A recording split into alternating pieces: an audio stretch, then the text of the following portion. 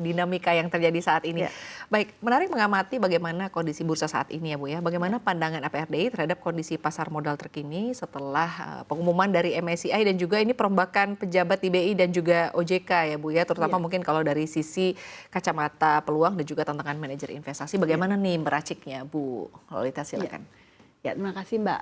Kami menyambut baik ya sebenarnya ya untuk rencana-rencana reformasi yang sudah dilakukan oleh regulator ya. Beberapa hari terakhir mungkin cukup banyak ya update-update yang terjadi di market.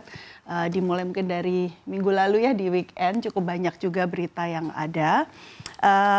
Kami berharap juga ya bahwa reformasi bisa berjalan dengan cepat sehingga dan kemarin kita sudah melihat juga ya di beberapa berita langkah-langkah yang dilakukan sudah cukup detail ya yang dikemukakan oleh regulator. Kami menyambut baik karena kami menilai bahwa pasar modal sebenarnya masih, terutama saham ya, masih cukup under value sebenarnya. Sehingga dengan adanya reformasi ini peluang pertumbuhan cukup terbuka. Dan setelah reformasi ini berjalan tentu saja dengan baik, dengan sukses dijalankan, arus dana asing dapat masuk kembali ke Indonesia. Baik, artinya butuh waktu ya Bu untuk menciptakan kepercayaan kembali ya bagaimana investor asing melihat pasar saham dan juga pasar keuangan di tanah air nih tetap menarik ya Bu Lolita. Tentu memang ada proses ya, waktu dekatnya mungkin memang volatilitas masih ada. Tapi sekali lagi yang dilihat adalah roadmap-nya ya, roadmap-nya kan sudah cukup jelas, kita sekarang menunggu untuk pelaksanaannya, implementasinya. Baik, Bu Lolita. Lalu selanjutnya ini kalau kita lihat Danantara kan memastikan akan aktif di pasar dan juga pemerintah akan mendorong DAPEN ya Bu ya. Ada asuransi yang harus ditingkatkan ini, artinya asuransi meningkatkan investasi di saham hingga menjadi 20%. Nah kalau menurut APRDI sendiri mungkin mengevaluasi terkait dengan hal ini, apalagi juga ke depannya Danantara akan lebih terlibat lagi. Seperti apa sebetulnya Bu? Apakah ini sebetulnya menjadi kabar yang cukup baik atau mungkin Ibu memiliki pandangan lain? Oke, sudah ada rencananya ya, kemudian juga sudah ada spill out-nya juga gitu ya, beberapa akan dilakukan lewat manajer investasi.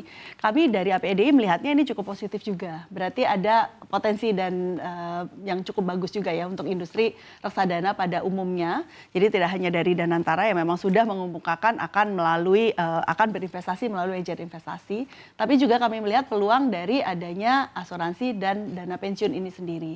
Karena bisa diakui mereka apakah bisa langsung gitu ya masuk, bisa. Tapi tentu saja tetap ada potensi untuk mereka masuk melalui manajer investasi. Jadi ini kami melihatnya cukup positif. Baik Bu, tapi kalau kita lihat ya Bu, ini kan saat ini artinya demand investor institusi terhadap reksadana saham dan juga campuran, apakah saat ini menurun atau seperti apa sih Bu? Artinya apakah tidak terganggu dengan situasi yang ada saat ini? Ini kan kabar yang cukup mengejutkan ya Bu di pekan lalu dan ini juga berdampak kepada IHSG. Kita tahu IHSG sempat koreksi bahkan di 8%, tapi di siang hari ini berada di zona hijau. Nah bagaimana Anda melihat mungkin ini kepada instrumen-instrumen investasi juga yang ada di tanah air untuk saat ini? Jadi sebenarnya kalau kita lihat secara industri reksadana ya, saya lihatnya ya, 10 tahun terakhir itu ada pergerakan Mbak sebenarnya untuk alokasi aset. Kalau 10 tahun terakhir kita lihat yang paling besar itu sebenarnya ada di reksadana saham. Di kisaran 40-45%. Kemudian untuk yang balance fund gitu ya, waktu itu masih belasan persen. 10 tahun kemudian, flashback kita sekarang di kurang lebih di 2025 akhir, saham reksadana saham itu sudah tinggal 14-15%. Begitu pula dengan balance bahkan di single digit ya, sekitar 5%-an. Artinya apa? Artinya sebenarnya masih banyak dana-dana yang memang ditempatkan di alokasi aset yang lain. Apakah itu dalam bentuk deposito, kemudian obligasi paling banyak ya, kemudian ada mungkin money market dan fixed income.